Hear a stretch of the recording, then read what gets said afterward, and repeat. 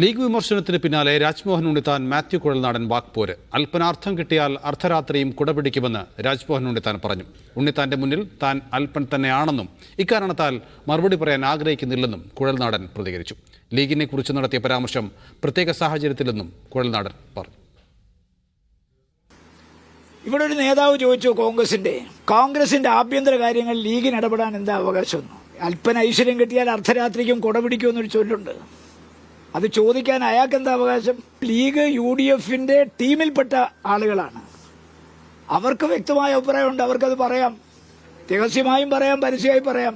അദ്ദേഹം പറഞ്ഞത് ഞാൻ അതേപടി അംഗീകരിക്കുകയാണ്. ഞാൻ അദ്ദേഹത്തിന്റെ മുമ്പിൽ അല്പനും നിസ്സാരനുമാണ്. ഞാൻ അദ്ദേഹം പറഞ്ഞതിനോട് പ്രതികരിക്കാനുള്ള വലിപ്പം എനിക്കില്ല. ഞാൻ പ്രതികരിക്കാൻ ആഗ്രഹിക്കുന്നില്ല.